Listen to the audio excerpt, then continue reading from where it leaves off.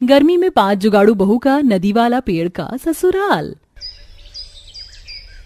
सुबह के 4-5 बजते ही एकदम से बिजली कट जाती है। तभी गर्मी से बेचैन होकर पार्वती बड़बड़ाते हुए, बेड़ा गर्क हो इन बिजली वालों का, एक तो दिन भर लाइट देते नहीं मगर सुबह के 4 बजते काट लेते हैं। ऊपर से इस गर्मी ने अलग से भूचाल मचा के रखा है, आग लगे इस गर्मी के मौसम में।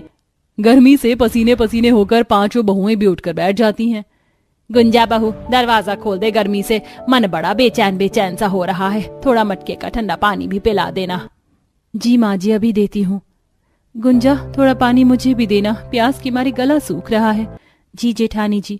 जैसे मटके का ढक्कन वो हटाती है तो मटका खाली देखकर, मटका तो पूरी तरह खाली पड़ा है, एक बूंद पानी भी नहीं बचा है, मगर रात में तो आधा मटका पानी भरा था। सुधा बहू इतनी तगड़ी गर्मी पड़ रही है, मिट्टी का मटका है, पानी सोख लिया होगा। इस टाइम नदी का पानी एकदम ठंडा होगा, भर कर ले आना और नहा धो भी लेना। हाँ चलो, थोड़ी देर में सूरज की किरण फूट जाएगी, उससे पहले नहा लेंगे क्योंकि उजाला छाते लकड़हाट भी जंगल में लकड़ी काटने के लिए डेरा जमा लेंगे तो दिक्कत होगी। दरअसल पार्वती इतनी गरीब थी कि केवल छत के नाम पर कच्चा खांचा था, घर में हैंडपंप भी नहीं लगा था, जबकि पड़ोसी अच्छे खासे पैसे वाले रहे। सबके घरों में मोटर का कनेक्शन भी लगा था जिसके हर वक्त मीठा पानी आता था, लेकिन कोई एक बूंद पानी देने को राजी नहीं था। मजबूरन 5 बहू मीलों दूर गर्मी के मौसम में नदी से नहाने धोने खाने हर कामों के लिए आश्रित थी। हाँ, अब जाकर शरीर में ठंडक पड़ी है। सच में इस नदी का पानी इतना ठंडा रहता है कि डुबकी लगाकर सारी गर्मी उड़नछू हो जाती है। इस गैर बरसाती गर्मी में ये नदी हम 5 बहुओं का इकलौता सहारा है, नहीं तो नहाने के लिए कहाँ जाते हम। देखो अंधेरा साफ हो गया है, गुंजा जल्दी से नदी से निकल आओ। पता नहीं सूरज देवता भी सवेरे सवेरे खजूर की तरह टपक जाते। अच्छा भला हम छबक छबक के नहा रहे थे, हमारा बस चले तो नदी किनारे घर बसा ले। गुंजा नदी का कोई भरोसा नहीं होता, कब इस नदी का पानी शांत रहे, कब प्रलय आ जाए। किरण नदी से मटकी भरती है और 5 जंगल से होते हुए घर की तरफ चल देती हैं। बाहर की तुलना में जंगल के अंदर कितनी ठंडक है। इस जंगल के अंदर पेड़ पौधों की तादाद ज्यादा है और इतनी छायादार पेड़ है जिसे धूप की किरण नहीं पड़ती है। तभी फुलवा थोड़ी दूरी पर एक पुराने पेड़ से पत्ते झड़ते देखती है। अभी तो पतझड़ का मौसम भी नहीं है, फिर इस पेड़ के पत्ते क्यों निकल रहे हैं। फुलवा हर एक पेड़ अपने ऋतु में फल देते हैं। अभी गर्मी का मौसम चल रहा है, इसलिए देखो सब आम के पेड़ पर बौर लगे हैं, थोड़े दिन में आम ही लग जाएगी। सही है, फिर थोड़ी आम चुनकर अचार डाल लेंगे। कभी कभी सब्जी खरीदने के पैसे नहीं होते तो अचार से काम चल जाएगा। तभी रत्ना 2 लकड़हारों को बांस की लकड़ी काटते देखती है। अरे रघु, इस बांस की टहनी तो पूरी तरह से कच्ची है, मंडप बनाने में काम नहीं आएगा, इसे यहीं छोड़ दे। तभी रत्ना का जुगाड़ू दिमाग चलता है। भैया जी, अगर ये बांस की टहनी आपके काम काज की नहीं है तो मैं ले लूं। हाँ ले लीजिए बहन जी। मगर रत्ना तुम इस बांस का करोगी क्या? इस बांस से बहुत जुगाड़ू चीजें बनती हैं। देखो इसमें कितने कच्चे कच्चे लचीली शाखा हैं, इसे काट कर बहुत सारा दातून बन जाएगा। पता है गांव देहात के लोग किसी दंत मंजन का इस्तेमाल नहीं करते, बल्कि इसी से मुंह धोते हैं। उनके दांत भी हीरे की तरह चमकते हैं। बाकी इसकी मोटी डंडियों और थोड़ी बहुत घास से मैं हवा करने के लिए पंखा भी बना सकती हूँ। वैसे घरेलू चीज बनाने के मामले में तुम्हारा दिमाग बड़ा जुगाड़ू है। नदी किनारे जंगल का लाभ उठाते हुए 5 काफी घास और बांस की लकड़ी और सूखे पत्ते बटोर कर घर लाती हैं। तभी अखिलेश भड़कते हुए, तुम 5 नदी पर नहाने गई थी या घर बसाने? कब से इंतजार कर रहे हैं? चाय पीने का, फल तोड़ने बगीचे में जाना है। देवर जी आप गुस्सा मत कीजिए, मैं चाय चढ़ा देती हूँ। रहने दीजिए भाभी, पहले ही देर के चक्कर में आज मक्खन चंद से गाली खानी पड़ेगी। बगैर कुछ खाए पिए 5 बगीचे में आ जाते हैं, जहाँ माखन लाल छतरी में बैठा ठंडे फल खा रहा था। इस बार तो मेरे बगीचे में एकदम चीनी जितने मीठे खरबूजे हुए हैं। ये फल बाजार में अच्छे दाम में ठूंगा। नमस्ते नमस्ते सेठ, आज कौन से पेड़ के फल तोड़ने हैं? अरे क्यों रे नमक हराम, रोज का धंधा बना लिया है देर से आने का, और दिहाड़ी भी पूरी चाहिए। तुम बड़े तेज हो। सेठ माना कि हम देर से आए हैं, लेकिन जितने की दिहाड़ी तुम देते हो उससे डबल का काम करवाते हो। 40 रुपए 50 रुपए दिहाड़ी में गुजारा भी नहीं चलता है। अरे तो किसने कहा है मेरे बगीचे में आने को? कहीं और बढ़िया नौकरी चाकरी मिलती हो तो जाकर कर लो। मेरी दिहाड़ी से 2 टाइम की रोटी खाते हो, वरना कटोरा लेकर भीख मांगनी पड़े। माखन चंद गरीब मजदूर की मजबूरी का फायदा उठाते हुए जूते की नोक पर काम करवाता है। अब मेरे सिर पर क्यों खड़े हुए हो? तुम दोनों फल की बोरी लदाओ, ट्रक में और तुम दशहरी मालदे आम तोड़ जाकर। सब भयंकर गर्मी में बगीचे में काम करने लगते हैं। तभी तेज आंधी तूफान उठता है और मौसम खराब होने के साथ बारिश चालू हो जाती है। हमारा मकान कितना कच्चा कमजोर हो गया है कि जो थोड़ी सी बूंदाबांदी भी नहीं सह पाता और छत टपकने लगती है। सुधा बहू एक बाल्टी भंडार कोने के पास लाकर लगा दे, चूल्हा भीग रहा है। माँ जी सारी बाल्टी बर्तन सब लगा दिया, कुछ भी नहीं बचा है लगाने के लिए। तभी तूफान में मकान की छत उड़ जाती है। बरसात में भीगते पांचों घर लौटते हैं। ये घर में इतना सारा पानी कहाँ से भर गया? अरे कब से बोल रही थी मैं तुम सबको, छत पक्की करवा लो। नहीं बस की थी तो अपने हाथों से थोड़ा चूना सीमेंट लाकर छाप देते, कम से कम छत तो नहीं उजड़ती। काटो अब खुली छत के नीचे रात। माँ तुम्हें तो पता है गर्मी के चलते काम धाम बिल्कुल भी नहीं है। मुश्किल से घर का खर्चा निकल पा रहा है, छत कहाँ से ठीक करवा लेते। अगले दिन छत ठीक करवाने के लिए पांचों सेठ से पैसे मांगते हैं, लेकिन वो मना कर देते हैं। गुजरते समय के साथ बरसात का मौसम लग जाता है और इस बार उनका कच्चा मकान बरसात तूफान झेल नहीं पाता और टूट जाता है। हे भगवान, इतने तूफान में हम लोग कहाँ जाएंगे, अब तो कोई चारा ही नहीं बच गया। पांचों पड़ोसियों का दरवाजा खुलवाने के लिए खटखटाते हैं। शीला मौसी, ओह मनोरमा काकी, हमारा घर टूट गया है, हमें अपने घर में आने दो। अरे हमने क्या धर्मशाला थोड़ी ना खोल रखी है, चलो फुटो यहाँ से। शीला मौसी केवल आज के लिए हमें अपने घर में रुकने दीजिए। अरे मेरे घर में तो पहले से रिश्तेदार ठहरे हुए हैं, मैं तुम लोगों को अपने घर में नहीं ले सकती। दुख पड़ने पर कोई साथ नहीं देता, चलो सब।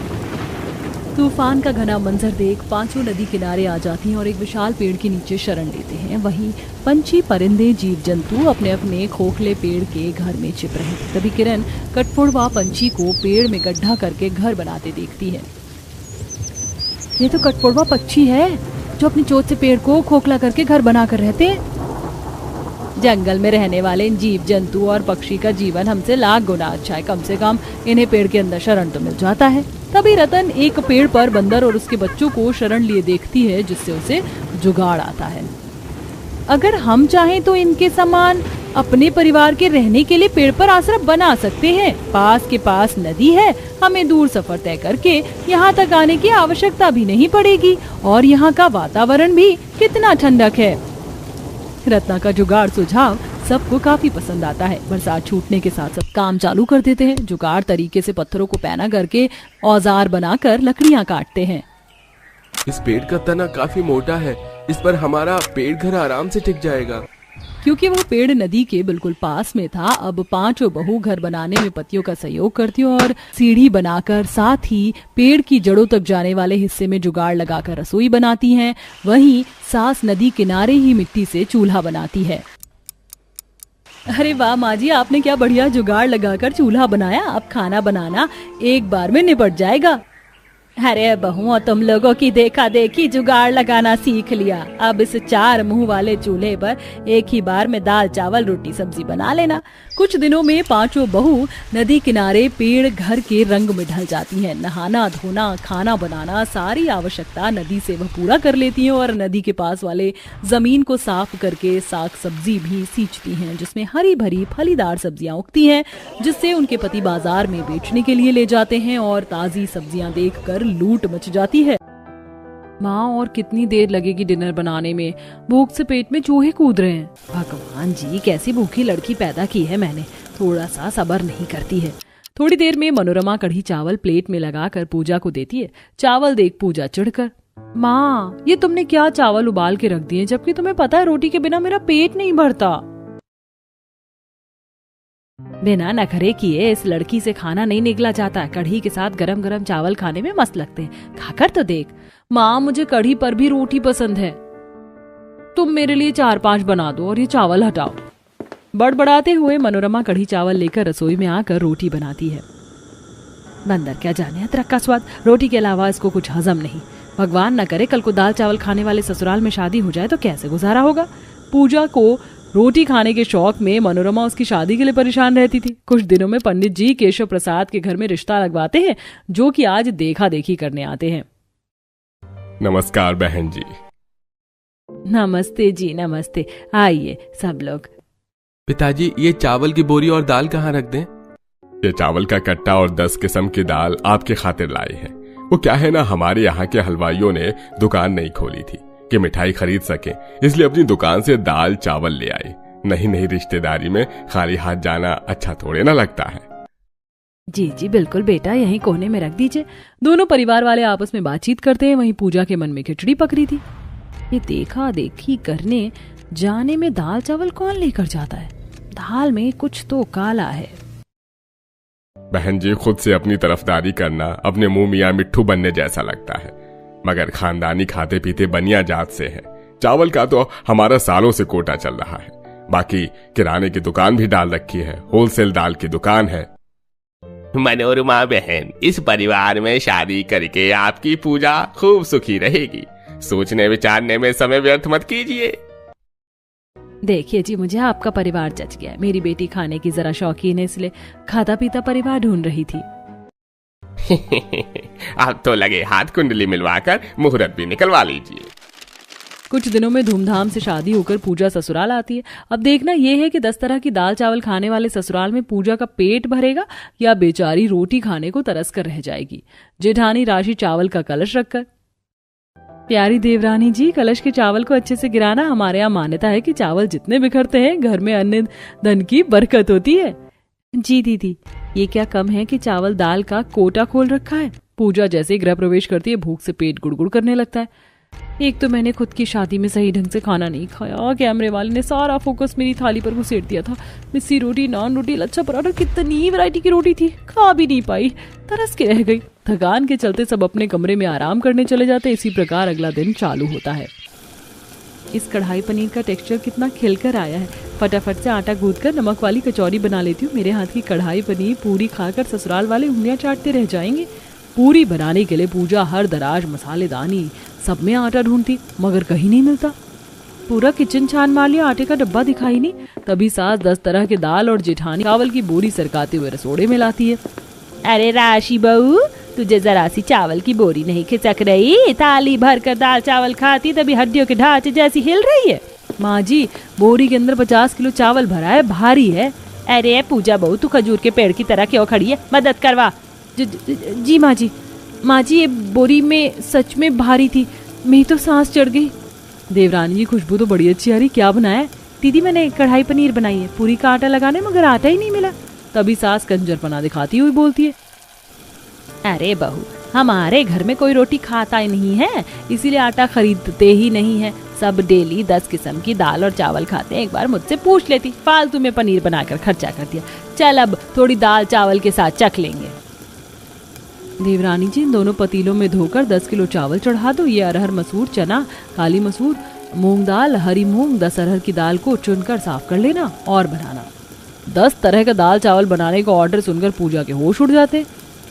10 किलो चावल ज्यादा नहीं हो जाएगा? और 10 किस्म की दाल कौन खाएगा? बहू, हम खाएंगे और कौन खाएगा? फटाफट से बना ले, भूख के मारे पेट में चूहा, बिल्ली, घोड़ा, हाथी, गाय, भैंस सब नाच रहे हैं। चल राशि बहू। आग बबूला होकर बहू चावल धोकर उबालने को चिढ़कर दाल चुनती है। मुझे तो ऐसा लग रहा है कि इस तरह की दाल चावल खाने वाले ससुराल में रोटी खाने के लिए तरस के रह जाऊंगी। तभी दोनों ननद रिया, काव्या सरसों तेल, घी और सूखी लाल मिर्च की बर्नी लेकर रसोई में आती हैं। भाभी, ये लीजिए दाल छौंकने का सामान। पापा बिना छौंके अरहर दाल खाते हैं, बाकी मैं मूंग, मसूर और दाल लाल मिर्च की चुकी जाती है। और मोहित भैया घी के तड़के वाला चना दाल खाते हैं। ना स्पीटी ऑर्डर तो ऐसे झाड़ रही है जैसे मैं हलवाई लग रही हूँ। रिया, मुझे किराने वाले से 1 किलो आटा ला दो, रोटी बना लूंगी, मैं चावल नहीं खाती। पूजा भाभी, आपको पता भी है हमारे घर में कितनी महंगी 100 रुपए रेट की कच्ची बासमती बनती है। धीरे धीरे आपको चावल अच्छे लगेंगे। चल काव्या बाहर, अब मैं मेज पर बैठेंगे, कितनी घमस है किचन में। दोनों किचन से खिसक लेती, खुंदक खाते हुए बेचारी अकेली बहू 10 तरह का दाल चावल बनाकर पसीने में नहा जाती है। अरे बहू, बेरवल की खिचड़ी जितना टाइम लगा दिया, जल्दी से खिला दे। अब लाई ससुर जी, अब मसूड़ी बाजी है, बनाओ भी, परोस कर भी खिलाओ। परोसते ही सब खाने पर टूट पड़ते हैं। वाह बहू, क्या खिले खिले दाने वाले चावल बनाए हैं, और दाल भी गाढ़ी बनाई है। और डालना। चाची, मुझको भी और दाल चावल चाहिए। अभी देती हूँ। हे भगवान, बड़े तो बड़े, बच्चे भी भर भर कर दाल चावल लपेटे जा रहे थे। लास्ट में खाकर उठते हुए सास खट्टी डकार मारती है। बहुत बढ़िया दाल चावल बनाकर खिलाया तूने बहू, अब तू भी खा ले। बेचारी बेमन से थोड़े से चावल दाल खाती है। कितने फीके लग रहे हैं ये दाल चावल, मुझे तो पनीर की सब्जी के साथ रोटी पराठा पसंद है। इसी तरह रात में दोबारा से सास कच्चे दाल चावल किचन में भर देती है। बहू आ गई तू, फटाफट से दाल चावल चढ़ा दे, सबको भूख लगी होगी। माँ जी, डिनर में भी ये 10 तरह के दाल चावल बनेंगे। बहू तुझे बताया तो था हमारा परिवार इसी खाने का आदी है और गर्मी के मौसम में हल्का है, आसानी से पच जाएगा। मगर सासू माँ, मेरा चावल खाकर पेट नहीं भरता, मैं रोटी खाती हूँ। चल कोई नहीं, कल आटा मंगवा दूंगी, आज चावल से काम चला ले। बेचारी पूजा अपनी मक्खी चूस सास की मक्खन भरी बातों में आ जाती है, मगर डेली दाल चावल खाते हुए 1-2 हफ्ते हो जाते हैं।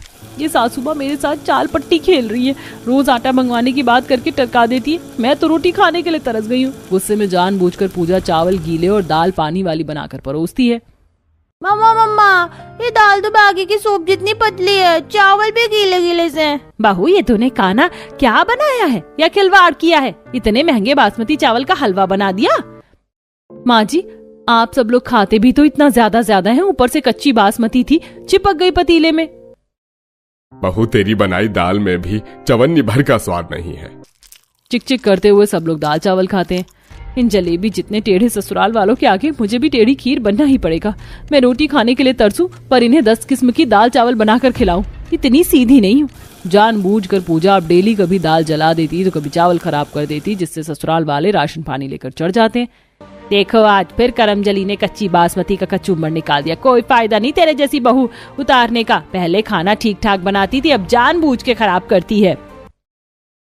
माँ जी, जब आप लोगों ने समझदारी नाम की चीज नहीं है तो मुझे टेढ़ा रास्ता अपनाना पड़ा। आप लोग खुद तो डेली 10 तरह की दाल चावल चाव से खाकर पेट भर लेते हैं, अगले बंदे के बारे में नहीं सोचते कि जिसे शुरू से ही रोटी की आदत है वो चावल से कैसे गुजारा करेगा। तरस गई हूँ मैं रोटी खाने के लिए। बोलते बोलते पूजा रो जाती है, जिससे सबको बड़ा पछतावा होता है। बहू रो मत, हमें माफ कर दे, हमने तेरी पसंद नापसंद को पूछा ही नहीं, बस अपनी थोपी थी। मगर आज से तुझे रोटी खाने के लिए तरसने की जरूरत नहीं है। आखिर में दाल चावल खाने वाले ससुराल का रिवाज बदल जाता है। अब एक टाइम 10 तरह का दाल चावल और रात में रोटी सब्जी बनाती है, जिससे पूजा की परेशानी टल जाती है।